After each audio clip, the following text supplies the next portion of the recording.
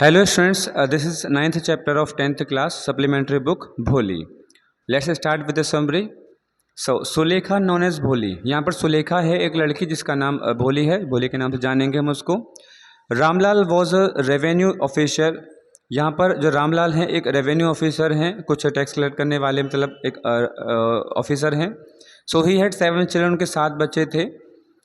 He had 3 sons and 4 daughters, उनके 3 बेटे और 4 बेटियाँ थे। The youngest child was Sulekha, सबसे छोटी का नाम था सुलेखा। Sulekha was so simple, Sulekha जो थी बहुत सिंपल थी, साधारण थी।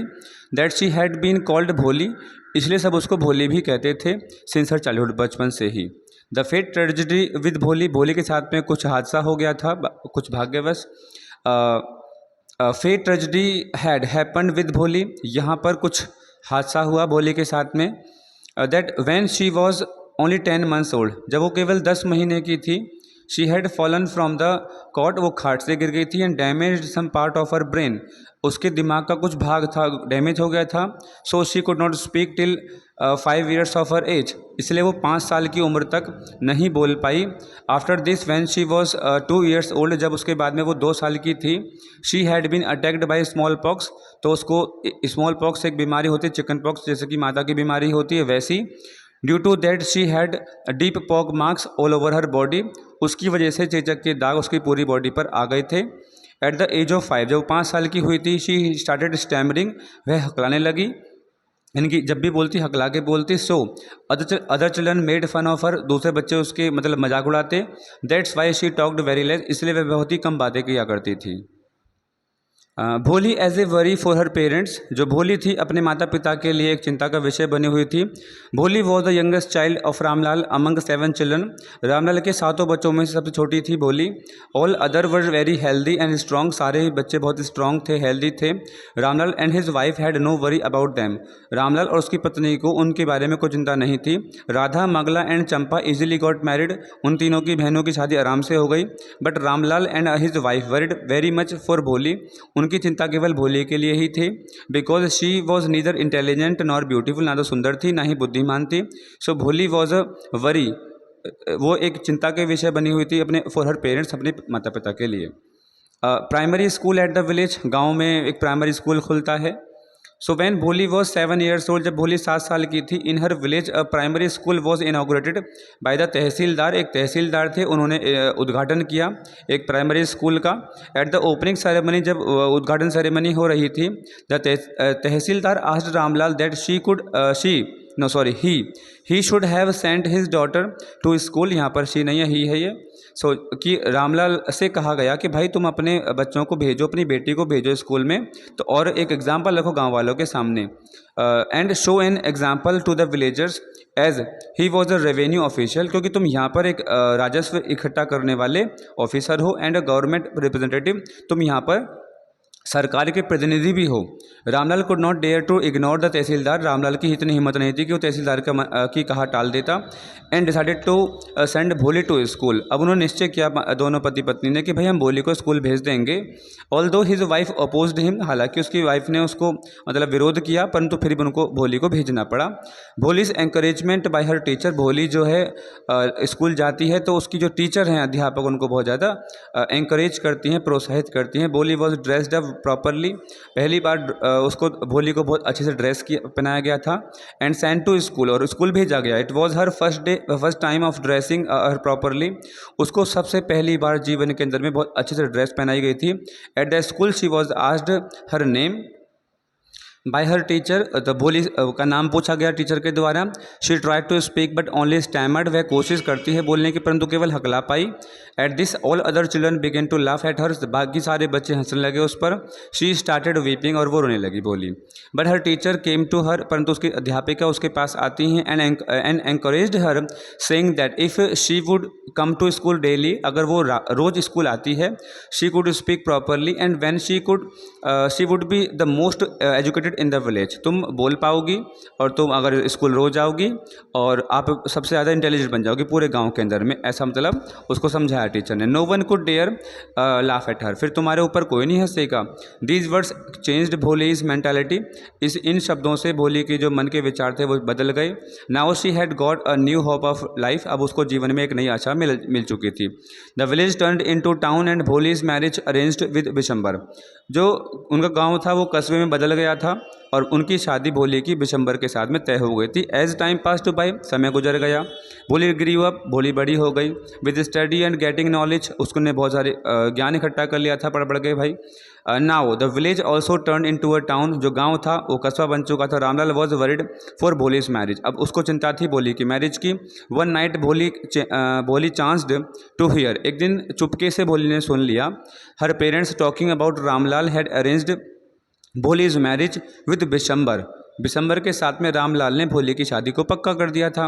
हु वॉज अ ग्रोसर, जो कि सामान बेचने वाला था, यानी कि कोई दुकान वगैरह होगी उनकी। इन अ नेबरिंग विलेज, पास वाले विलेज में।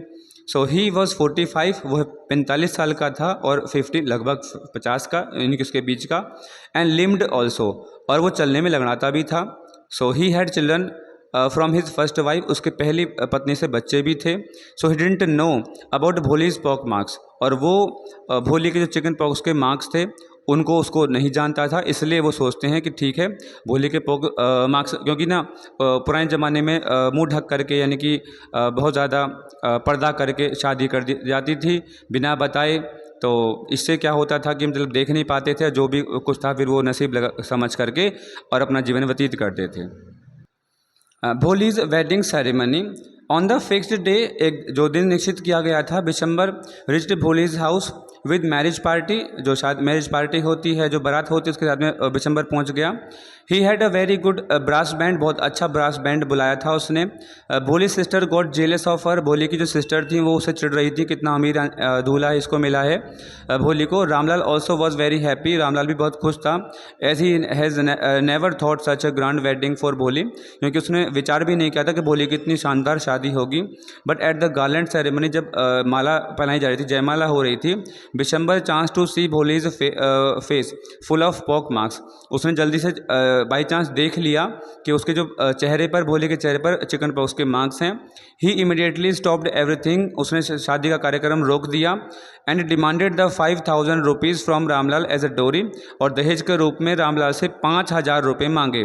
But at last Ramlal had to give him the amount, अंत में रामलाल ने उससे कोशिश भी करी, अपने टर्बन अपनी पगड़ी रख दी उसके पैरों में, परंतु अंत में रामलाल को उसको 5000 रुपये का सम देना ही पड़ा। भोली एज ए ब्रेव गर्ल, अब जो भोली थी वो एक बहादुर लड़की की तरह बनी। बट एट वंस भोली put the well of her face, जल्द ही जो भोली थी या तुरंत ही भोली ने अपना घूंघट हटा दिया। And through the garland into the fire, और जयमाला को आग में फेंक दिया, जो उसमें अग्निकुंड था। She refuse to marry Bishambar, उसने मना कर दिया, मैं बिशंबर से शादी नहीं करूंगी। She asked Bishambar an old lame and greedy person, उसने कहा कि भाई तुम तो एक लालची इंसान हो, लंगड़े भी हो, बूढ़े भी हो, और उससे वो पूछती है। All were shocked at Bholi's behaviour, सभी लोग आश्चर्यचकित हो जाते हैं उसके व्यवहार पर। As she was not stammering at all, क्योंकि वो हकला करके नहीं बोल रही थी, तो स्पष्ट रूप से कहा पिताजी, एकदम से फटाफट से बोली।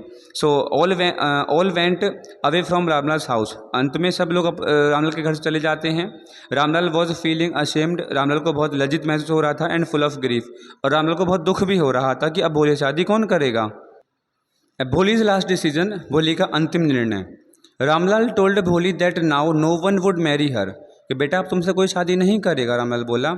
एट दिस भोली रिप्लाइड, इस पर भोली ने उसका उत्तर, that she would serve them in old age, mummy papa मैं आपके साथ रहूँगी, बुढ़ापे में आपकी सेवा करूँगी। She would teach in the same school, उसी स्कूल में मैं जहाँ पे मैं पढ़ी हूँ वहीं पर पढ़ाऊँगी, सम्मान के साथ रहूँगी। Where she studied so much, जहाँ पर मैंने इतना सब कुछ पढ़ा है वहीं पर मैं पढ़ाऊँगी बच्चों को। सो हर टीचर वॉज सीइंग एवरीथिंग, उनकी जो अध्यापिका थी वो कोने में खड़े होकर सब देख रही थी। एंड एट लास्ट, अंत में वो आई। She showed her agreement with her decision, और अंत में जो उन्होंने कहा टीचर ने कि हाँ ठीक है बोलिए, आपका डिसीजन बहुत अच्छा है, निर्णय बहुत अच्छा है, एक बेकार व्यक्ति के साथ में रहने के से अच्छा है कि आप अकेले रहिए। तो यहाँ पर जितनी भी कहानी का सार ये बना कि भाई एक तो नंबर 1 कि हमें बोल्ड होना चाहिए, भोली की तरह हम बोल्ड बने, ब्रेव बने, कुछ भी कहने से न डरें। मतलब अगर कोई अत्याचार देख रहे हैं, ये नहीं है कि हम एक्स्ट्रा में कुछ वो एफ़र्ट लगाने हैं, एक्स्ट्रा एफ़र्ट्स नहीं लगाने हैं, बट जो अत्याचार है, जो क्रुएल्टी है, उसको नहीं टॉलरेट करना है। एक एक्सटेंट होता है, एक हद होती है, लिमिट होती है उस चीज़ को टॉलरेट करने की। तो वो ठीक है, जब वो क्रॉस होते हुए देखें अपने लिए, किसी के लिए, तो आप बोलें, रिबेल कर सकते हैं, प्रोटेस्ट कर सकते हैं, डेमोन्स्ट्रेट करें। और नंबर 2 कि हमें एजुकेशन देखिए कि कहाँ से कहाँ ले जाती है, भोली कैसी थी और उसको कैसा बना दिया। यानी कि एजुकेशन हमें सबसे ज़्यादा बड़ा वेपन हमारे पास में है। एजुकेशन को मैं हमेशा से ही बचपन से ही वेपन के रूप में देखता हूँ, स्पेशली इंग्लिश लैंग्वेज को, कि भाई ये इंग्लिश लैंग्वेज हमारे साथ में एक वेपन, हथियार के रूप में है।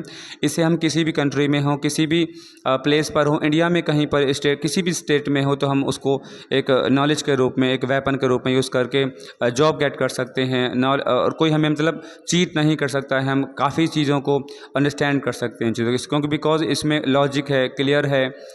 इस लैंग्वेज में हम अब फीलिंग भी जो हमारी फीलिंग्स होती हैं, हाँ, वैसे हम मानते हैं कि जो मदर टंग होती है अपनी फीलिंग, इमोशंस को एक्सप्रेस करने के लिए अपनी मदर टंग ज़्यादा बेटर होती है एक व्यक्ति के लिए। बट इंग्लिश लैंग्वेज में भी कुछ इमोशंस हैं, कुछ साइंटिफिक बातें हैं जो हम फिज़िकल अंडरस्टैंडिंग के रूप में, मेंटल अंडरस्टैंडिंग के रूप में उनको व्यक्त कर सकते हैं। मतलब तो इस लैंग्वेज में हम ज़्यादा वो कर सकते हैं, एक्सप्लेन उनको चीज़ों को, और अंडरस्टैंड भी हो सकती हैं दूसरी तरफ।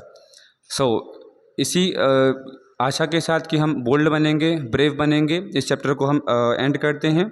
और इस वीडियो को एंजॉय करें, मैसेज को लर्न करें, उस मैसेज को अपने जीवन में उतारने की कोशिश करें। Okay, see you in the next video, bye bye.